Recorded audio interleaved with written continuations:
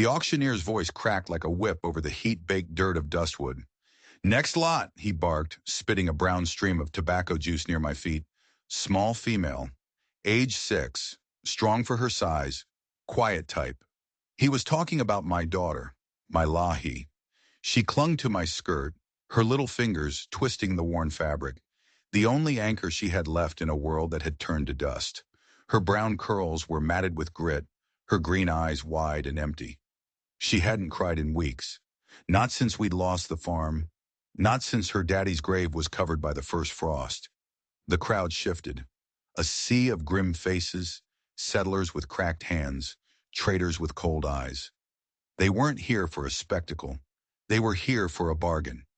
"Please," so I whispered, my voice raw as a fresh wound. "Please, sir, I beg you, let me keep her. I'll work. Take us both. We're no trouble. We just need a place."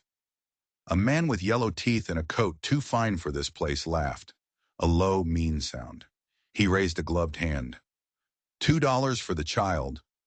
$2. The price of a worn-out saddle, the price of a sack of flour, the price of my heart, ripped from my chest and tossed in the dirt. My knees buckled, but I didn't fall. I couldn't. Lahi was holding on to me. "Please," I sobbed, the word tearing from my throat. "Don't separate us. She's only a baby." The auctioneer didn't even look at me. His eyes scanned the crowd. $2. Do I hear 3? Another hand went up. A man with a gold ring on his fat finger and a voice like slick oil. $3.50. My world was ending. I could feel Lahi trembling against my leg. I could hear the whispers of the crowd, some pitying, some bored. This was it. This was the moment I'd lose everything that mattered. And then a new voice cut through the noise. It wasn't loud, it wasn't angry. It was calm and deep, and it stopped everything cold. "I'll take them both." Every head in that dusty pen turned. He stood by the hitching post, his hat held respectfully in one calloused hand. He was tall, broad-shouldered, with a quiet strength that seemed to bend the air around him. The sun glinted off the simple buckle of his leather belt.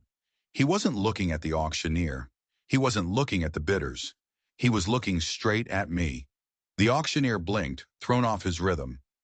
"Sir, that ain't the custom. The lot is for the girl." "I'm not asking about custom," the man said, his voice as steady as bedrock.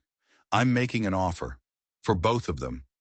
A murmur went through the crowd. I heard a woman whisper a name that felt like a distant roll of thunder. George Mercer, the widower from up on the ridge. He stepped forward, pulling a heavy leather pouch from his coat. He didn't name a price. He didn't haggle. He just handed the entire pouch to the auctioneer. There was a finality in the gesture that allowed for no argument. The auctioneer, a man whose greed was famous in 3 counties, just took it. He didn't even count it. Something in George Mercer's eyes told you not to. "Sold," the auctioneer grunted, already moving on. "Woman and girl to Mr. Mercer." I stood there, frozen, unable to process what had just happened. George Mercer turned to me, his gaze gentle but unreadable. "Come on," he said.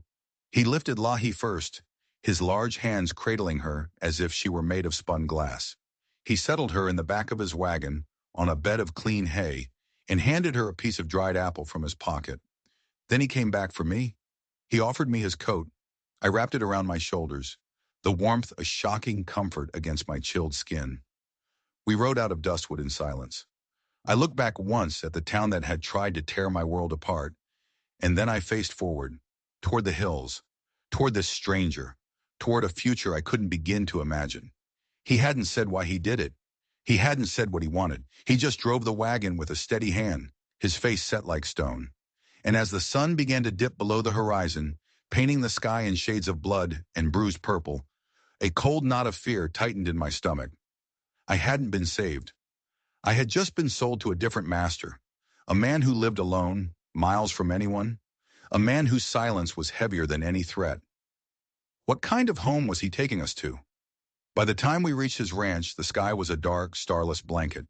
The cabin wasn't just remote, it was isolated in a way that felt deliberate, a fortress against the world. It was a solid, weather-stained building with a wide porch and 2 chimneys. But the windows were fitted with thick wooden shutters and the front door was made of heavy oak with a formidable iron bolt on the inside. He helped us down from the wagon, his touch brief and impersonal.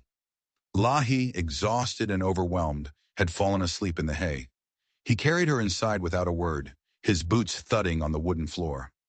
I followed, my heart pounding against my ribs like a trapped bird. The air inside smelled of pine, wood smoke, and something else. Something old and sad. It was clean. Spotless even. A small table was set with 3 chairs. A fire was already glowing in the hearth, casting long, dancing shadows that seemed to claw at the corners of the room. A rifle was mounted above the mantel, its barrel gleaming in the firelight, but my eyes were drawn to the doors. There were 3. One led outside, one, I assumed, to his sleeping quarters, and a third door at the back of the main room was different. It was darker wood, with a heavy, rusted lock. George laid Lahi gently on a cot he'd prepared near the fire, pulling a thick wool blanket over her. He moved with a quiet efficiency, never looking at me. He put a kettle on to boil and set out 2 bowls. "You'll eat first," he said. It wasn't a question. We ate a simple stew in silence. The only sounds were the crackling of the fire and the wind howling outside, a lonely, mournful sound that seemed to creep through the very walls of the cabin. The silence inside was worse. It was heavy, watchful. George ate without looking up, his expression unreadable. I kept glancing at the bolted front door, then at the locked door at the back of the room. This wasn't a home. This was a cage. When the meal was done, he showed me to a small loft above the main room. There was a single bed, neatly made, and a folded blanket. "You and the girl will be safe up here," he said, his voice flat. He turned to leave, then paused at the bottom of the ladder. "Don't touch the door at the back. It stays locked." His tone was not a request. It was an order, cold and absolute. I watched him walk over to the hearth, where he unrolled a bedroll for himself. He was putting himself between us and the only exit. That night I lay awake, Lahi's small body curled against mine, her soft breaths the only comfort in the suffocating darkness. I listened to the house groan and settle. I listened to the wind shriek like a lost soul, and I listened to the sound of George Mercer downstairs methodically cleaning his rifle. Click, clack, the sound of metal sliding against metal. Why had he bought us? Why bring us to this fortress in the middle of nowhere? And what in God's name was he hiding behind that locked door? Every instinct I had screamed that I had made a terrible mistake. I had traded a public auction for a private prison, and my quiet, imposing jailer was sleeping with a loaded gun just a few feet away. The days that followed were a blur of quiet tension. George would be gone before sunup, leaving a short, scrawled note on the table, eggs under the red hen, milk the cow. He would return at noon with sacks of flour or a freshly hunted rabbit, his face grim with effort. He never spoke of where he went or what he did. He just worked, an endless, punishing cycle of chopping wood, mending fences, and tending to his small herd of cattle. He was a ghost in his own home. He provided for us, yes. The food was plentiful. The cabin was warm. Lahi even had a new pair of sturdy boots he'd left on the hearth one morning. But it was a gilded cage. He never spoke unless necessary. He never smiled. And his eyes were always watching. I'd be sweeping the porch and feel a prickling on my neck, and I'd look up to see him standing at the edge of the woods, perfectly still, just watching me. I tried to keep busy. I cooked, I cleaned, I mended his shirts. I tried to make this strange, silent house feel like a home, but it was impossible. The silence was too loud. The sadness was baked into the walls. And always there was the locked door. It drew my eye constantly.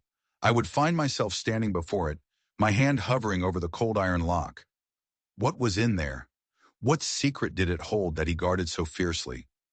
I imagined all sorts of horrors. I told myself I was being foolish, that he was just a grieving man who wanted his privacy, but the fear wouldn't go away. One afternoon, while George was out, I was cleaning the small shelf beside the hearth. Behind a jar of dried herbs, my fingers brushed against a small leather-bound book, a diary. My hands trembled as I opened it. The handwriting was elegant, feminine. Eliza Mercer, it read on the first page. His wife. I knew I shouldn't. It was a violation. But I was desperate for any clue, any insight into the man who held our lives in his hands. The first few entries were filled with love and hope. They spoke of building the cabin together, of their dreams for a family, of George's gentle nature. But then, the tone began to change. October 12th. George seems quieter these days. The winter is coming, and the isolation feels heavier than before. He spends more and more time working, as if trying to exhaust himself. He watches me. I see him from the window when I'm in the garden.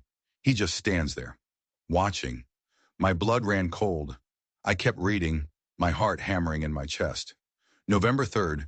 He told me today we won't be going into town for supplies. He says the roads are bad, but I know it's a lie. He doesn't want me to go. He doesn't want me to talk to anyone. This cabin, which once felt like our sanctuary, is starting to feel like a prison. I slammed the book shut, my hands shaking. This was my future. He was doing the same thing to me, isolating me, watching me. The kindness, the providing, it was all a trap, a way to ensure I was dependent on him, unable to leave. I had to know what was behind that door. It had to be connected. That night, after he was asleep, I crept down from the loft. I found a piece of wire in my sewing kit and knelt before the locked door. My fingers were clumsy, my breath catching in my throat. After what felt like an eternity, I heard a faint click. The lock gave way. Slowly, praying the rusted hinges wouldn't scream, I pulled the door open. The smell hit me first. Stale air, dust, and something else. Something metallic and vaguely sweet, like old blood. I held up my candle. The room was small, windowless. The walls were bare wood. In the center of the room was a single, small wooden rocking chair, and on the floor, etched into the wooden planks, were scratches. Long, deep gouges, as if someone had clawed at the floorboards, desperate to get out. My candle flame flickered, and in the wavering light, I saw it. A dark, ugly stain that had soaked deep into the wood around the chair. He hadn't just kept his wife a prisoner. He had locked her in this room. This was where she died. And that's when I heard the floorboards creak behind me. I spun around, a scream caught in my throat. George stood in the doorway, his face a mask of stone in the candlelight. His eyes were not on me. They were fixed on the open door, on the dark room behind me. The expression on his face wasn't anger. It was something far more terrifying. It was a look of pure, agonizing grief. He looked at me, and for the first time, I saw the shattered man behind the stone facade. "You shouldn't have done that," he whispered, his voice cracking. Before I could speak, before I could run, there was a loud knock at the front door. It sounded like a hammer blow in the dead of night. George stiffened, his head snapping toward the sound. Who could possibly be out here, in the middle of nowhere at this hour? He moved past me, closing and locking the small room without a second glance, his movements stiff and automatic. He walked to the front door, his hand resting on the handle of the hunting knife at his belt. "Who is it?" he called out, his voice low and dangerous. A voice answered from the other side, smooth and oily. "Evening, George. It's Preacher Albright. Heard you had company. Just wanted to come by and welcome the new souls to our little corner of the world." George didn't move. I could feel the tension radiating from him. He clearly did not want this man here. After a long, heavy silence, he slid the bolt back and opened the door just a crack. The preacher was an older man with a smile that didn't reach his cold, calculating eyes. He was dressed in a black coat, his gray hair neatly combed. He craned his neck, trying to see past George into the cabin. His eyes found me, standing by the hearth like a startled deer. "Well, I'll be," he said, his smile widening. "Emma Cartwright. Didn't expect to see you again. Thought for sure you and the little one would be halfway to the territories by now." He knew me. My past was here, standing on the porch, wrapped in a preacher's coat. George's voice was like ice. "She's here now, preacher. What do you want?" The preacher ignored him, his eyes still fixed on me. "A woman like you, Emma, you carry trouble with you like a shadow. First, that no-good husband of yours drinks himself into an early grave, and leaves you with a mountain of debt. And now you turn up here? At the home of a man who—" He paused, letting the silence hang in the air before continuing. "A man who has his own sorrows. He was toying with us." I could see the malice in his eyes. "She has a name that follows trouble," the preacher said, finally looking at George. "You'd do well to remember that." George's hand never left his knife. "And I've got a hammer," he replied, his tone perfectly even. "You'd do well to remember that." The preacher's smile faltered. He blinked, then tugged on the reins of the horse he was leading. "Just a friendly warning, George. Some folks are best left to their own fate." He tipped his hat and disappeared into the darkness, leaving a chill behind him that had nothing to do with the night air. George bolted the door and turned to face me. The cabin felt impossibly small. The fire crackled, spitting embers onto the hearth. "He's not wrong," I whispered, my voice trembling. I couldn't look at him. I stared at the fire, at the dark stain on the floor where my stew had boiled over earlier. My husband, he left us with nothing but shame. George didn't say anything for a long time. He just stood there, a silhouette against the bolted door. "That don't make you guilty," he finally said, his voice rough. "People will say you were foolish to take us in," I said, tears blurring my vision. "They'll say the same things they said about Eliza." The moment I said her name, the air in the room changed. It became heavy, sharp, like the moments before a lightning strike. He took a step toward me, and for the first time I saw raw, unfiltered anger in his eyes. "You will not speak her name," he growled, his voice a low threat. "You know nothing about her, nothing about what happened in this house." I finally looked up at him, my fear replaced by a sudden, defiant anger of my own. "I know what I saw. I saw the room you locked her in. I saw the scratches on the floor." His face went pale. He looked as if I had struck him. He opened his mouth to speak, but no words came out. He just stared at me, his jaw working, a storm of emotions warring in his eyes. Then he turned without another word and strode out the back door, slamming it so hard the windows rattled in their frames. I was left alone in the silent cabin, the preacher's warning echoing in my ears, and the image of that horrifying stained room burned into my mind. The man who had saved me was not a savior. He was a keeper of dark secrets, a man with a violent temper, a man who had locked his wife away to die. And I was trapped in his house, miles from civilization, with my daughter sleeping soundly in the loft, completely unaware that we were living with a monster. I had to get her out. I had to escape. It didn't matter where we went. Anywhere was better than here. I waited until the moon was high, until the silence from outside told me George was not coming back anytime soon. My hands moved with frantic purpose. I bundled up what little we had, a spare dress, the silver comb, the loaf of bread from that morning. I crept up to the loft and gently woke Lahi. "Shh, baby," I whispered, pressing a finger to her lips. "We're going on an adventure." She was groggy, but she trusted me. I wrapped her in the warmest blanket, lifted her into my arms, and crept down the ladder. My heart was a frantic drum against my ribs. Every creak of the floorboards sounded like a gunshot. I fumbled with the bolt on the front door, my fingers clumsy with fear. It slid back with a groan that seemed to echo through the entire valley. We slipped out into the cold night. The wind was sharp, biting at our faces. I didn't know which way to go. Dustwood was miles away, a journey we could never make on foot, not with a child. But I couldn't stay. I picked a direction, away from the barn, away from the path that led to the road, and plunged into the woods. The forest was a terrifying maze of tangled branches and deep shadows. Thorns tore at my dress and scratched my arms. Lahi began to cry, her small whimpers cutting through me like a knife. "It's okay, baby. It's okay," I chanted, more to convince myself than her. "Mama's got you." But it wasn't okay. We were lost. Every tree looked the same. The moon was hidden by a thick blanket of clouds, and a cold, spitting rain began to fall. We were soaked and shivering within minutes. I stumbled over a root, falling hard to my knees. Lahi cried out in fear. I was failing her. I had taken her from a monster only to lead her to her death in the wilderness. Panic seized me. I scrambled back to my feet, pulling her close, and just ran. Blindly, desperately. I didn't know how long we ran for. It could have been minutes or hours. The world was a blur of darkness, rain, and my own ragged breaths. And then I heard it, a sound that made my blood freeze in my veins, the snapping of a twig, close by.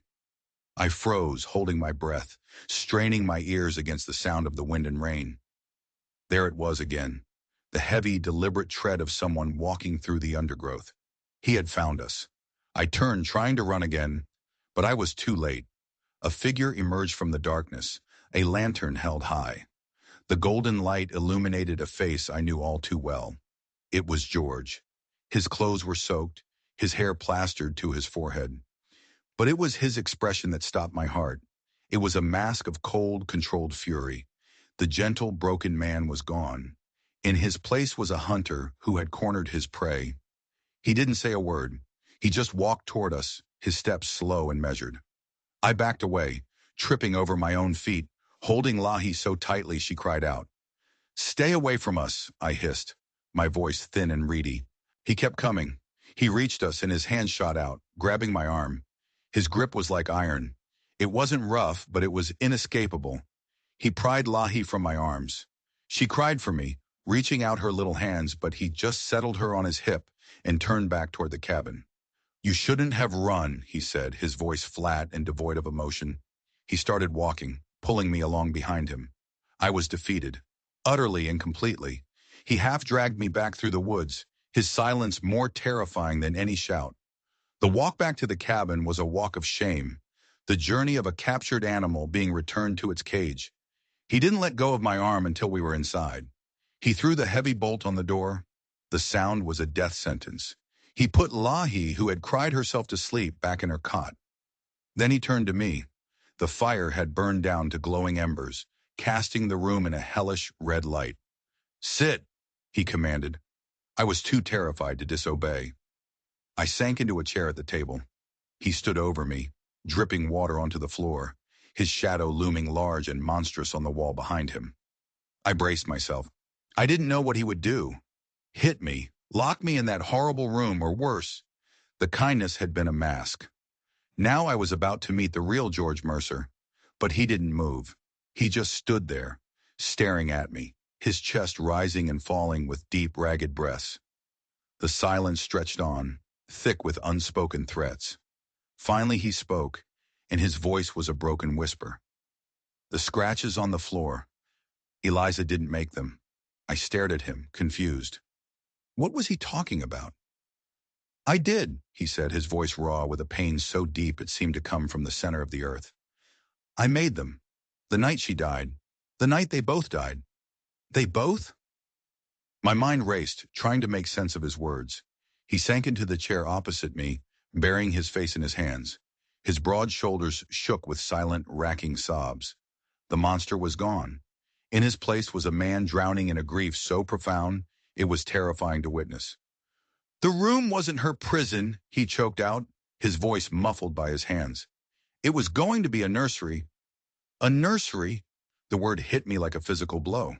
The small rocking chair, the windowless room to keep out the drafts, it all clicked into place with horrifying clarity.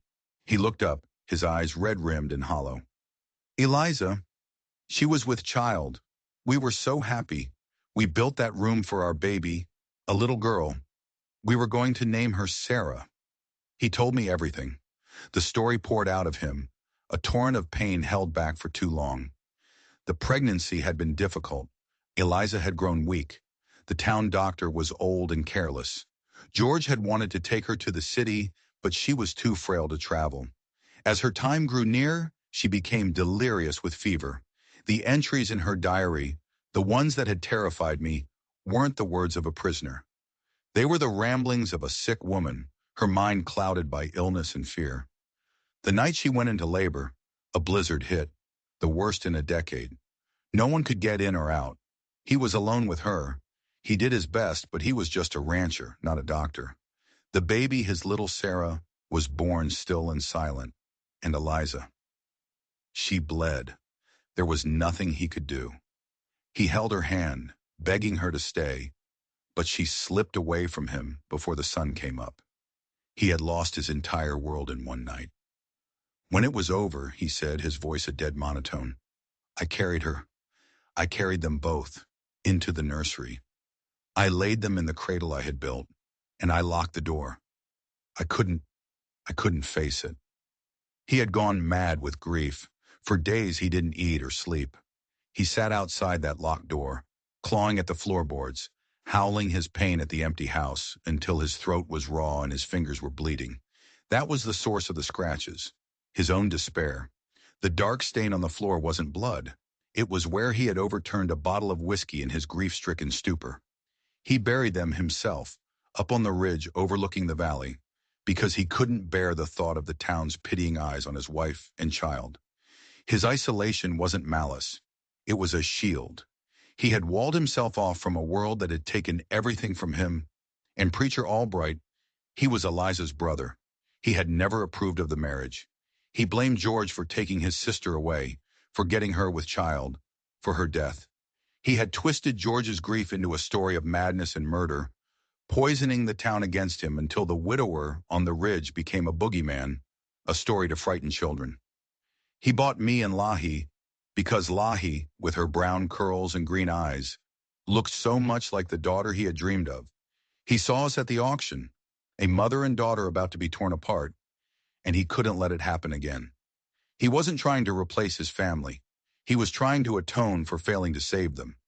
He wasn't a monster. He was a man who had been sentenced to a life of solitary confinement by his own broken heart. The whole story, the whole nightmare I had built in my mind, came crashing down. The fear that had been my constant companion for weeks was replaced by a wave of shame so profound it made me sick. I had looked at this man's unbearable suffering and seen only my own reflection, my own past, my own fears. I reached across the table, my hand trembling, and placed it on his. He flinched, but he didn't pull away. George, I whispered, I am so sorry. We sat there in silence as the dawn broke, the first gray light filtering through the windows. The truth lay between us, fragile and new. He wasn't hiding a crime. He was hiding a wound that had never been allowed to heal. And just as we began to piece together the shattered fragments of his past, we heard it, the sound of hoofbeats, a lot of them, coming fast. George's head snapped up, his eyes instantly alert. He went to the window, peering through a crack in the shutters. His body went rigid. It's Albright, he said, his voice low and hard. And he's brought half the town with him.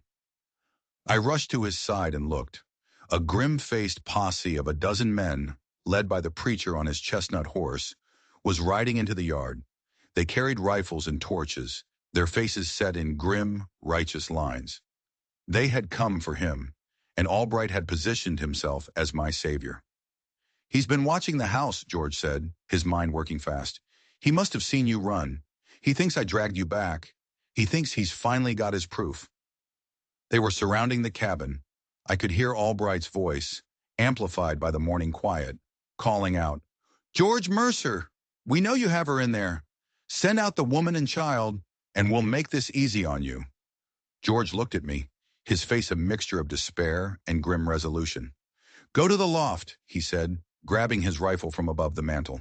Stay with Lahi. No matter what you hear, don't come down. But I didn't move.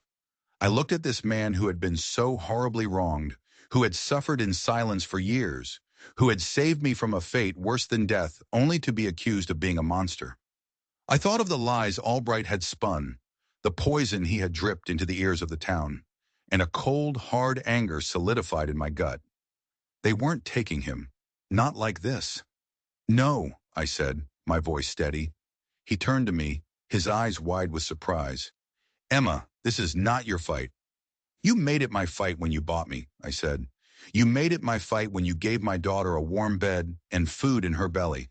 You made it my fight when you trusted me with your truth. I walked to the front door, my hand closing over the iron bolt. What are you doing? He asked, his voice sharp with alarm. I looked at him, at the town outside, at the preacher who was the source of all this pain, and I did something no one, least of all George, expected.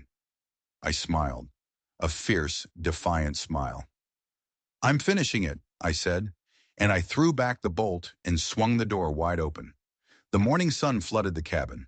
I stepped out onto the porch, blinking in the bright light, my head held high. The men in the yard stopped short, their rifles held uncertainly. Preacher Albright's jaw dropped. He had expected a cowering victim, a woman to be rescued. He was not prepared for the woman who stood before him. "Emma, my child," he cried, recovering quickly. "Thank the Lord. We've come to save you from this beast." I let him finish, my smile never wavering. I walked to the edge of the porch, my hands on my hips, and looked at the assembled men. I recognized some of their faces from the auction, men who had stood by and watched as my daughter was being sold for $2. "Save me?" I said, my voice ringing out clear and strong in the morning air. "Is that what you call this, preacher? Where was your salvation when I stood on that auction block? Where was your Christian charity then?" A murmur went through the men. They shifted uncomfortably. "This is different," Albright insisted. "That man is a danger. He locked up his wife until she went mad." "Did he?" I asked, my voice dangerously soft. I turned my gaze on George, who had appeared in the doorway behind me, his rifle held loosely at his side. I walked over to him and took his hand. It was a simple gesture, but it was a declaration. I stood with him. "Or is that just the story you told everyone, because you couldn't accept that sometimes good people suffer terrible losses? That your sister died not from a monster's hand, but from a fever a town doctor was too old to cure?" Albright's face went white. "You speak blasphemy," he sputtered. "No, preacher," I said, stepping forward again. "I speak the truth. A truth you've been twisting for years to soothe your own guilt and punish an innocent man. You let his grief fester. You let these rumors grow. You stood in your pulpit and spoke of compassion while you actively destroyed the life of your own kin." I looked at the men. This man, George Mercer, didn't lock his wife in a room. He built her a nursery. He didn't drive her mad. He held her hand while a fever stole her from this world. He lost his wife and his newborn daughter in the same night. And this town, led by this man's lies, rewarded his unbearable sorrow with suspicion and hatred. The silence in the yard was absolute. The men looked from me to the preacher, then back to me. They saw the truth in my eyes. They saw the raw, honest grief on George's face. And they saw the sputtering, panicked denial on Albright's. "She's lying!" Albright shrieked. "He's poisoned her mind!" But his words were hollow. The lie had been exposed to the light, and it was crumbling to dust. One by one, the men lowered their rifles. One of them, a big blacksmith I recognized from town, spat on the ground in disgust. "We've been fools, Albright," he said, his voice thick with shame. He turned his back on the preacher and walked away. The others followed, melting back into the trees, their torches looking pale and foolish in the morning sun. Soon it was just the three of us in the yard. Me, George, and the preacher. Albright sat on his horse, his face a mask of pure hatred. He had lost.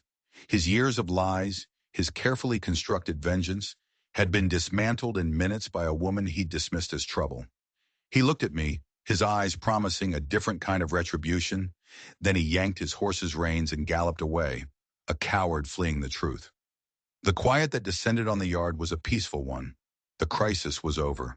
The lie was dead. I turned to George. He was looking at me with an expression I couldn't quite decipher. It was gratitude, awe, and something else, something deeper and more tender. Without a word, he reached out and gently brushed a stray piece of hair from my face. His touch was warm, real. Lahi appeared in the doorway, rubbing the sleep from her eyes. She ran to us, wrapping her little arms around my legs. George knelt down so he was at her eye level. "It's all right," he said, his voice thick with emotion. "Everything is all right now." He looked up at me, over her head, and in his eyes I saw the promise of a new beginning. Not just for him, but for all of us. In that moment, standing on the porch of the cabin that had once been my prison, I knew I was finally home. In the days that followed, the silence of the cabin was different. It was no longer heavy with sadness and suspicion.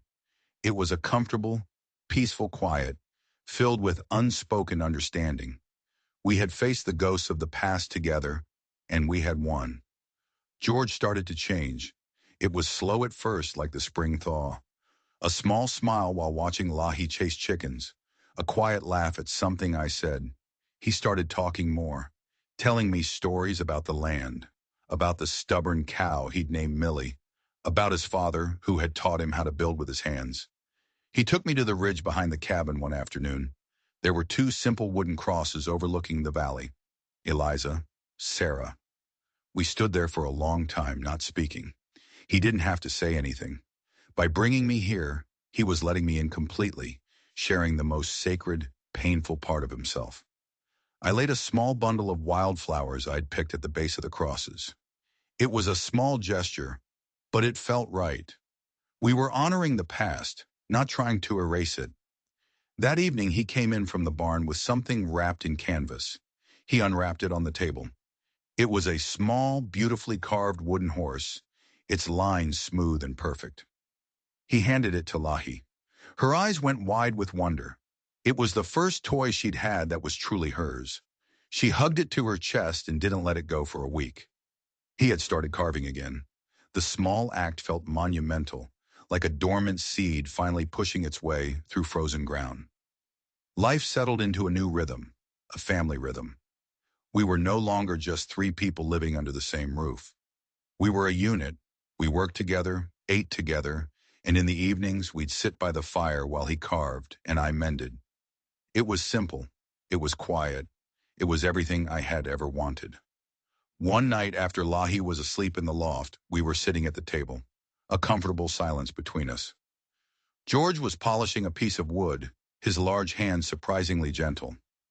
"I didn't buy you, Emma," he said suddenly, not looking up from his work. "I never wanted you to feel like you owed me anything." "I know," I said softly. He put down the wood and finally met my gaze. His eyes were clear, the shadows finally gone. "I brought you here to give you rest, a safe place. But now I want to ask you to stay. For good, with your say-so." My breath caught in my throat. He reached into his pocket and pulled out a small, simple ring. It wasn't fancy. It was just a thin band of silver, worn smooth with time. "It was my mother's," he said. "It's all I have to offer. A quiet life, hard work, but it would be our life, if you'll have it." Tears streamed down my face, but they weren't tears of sadness or fear. They were tears of pure, unadulterated joy. I had come to this place a broken, terrified woman, sold for less than a sack of grain. And now I was being offered a kingdom, a home, a family, a love built not on grand gestures, but on shared sorrow, quiet strength, and the stubborn belief that even the most shattered hearts can be made whole again. "Yes," I whispered, the word feeling bigger than my whole body. "Yes, George, I'll have it." He slid the ring onto my finger. It fit perfectly.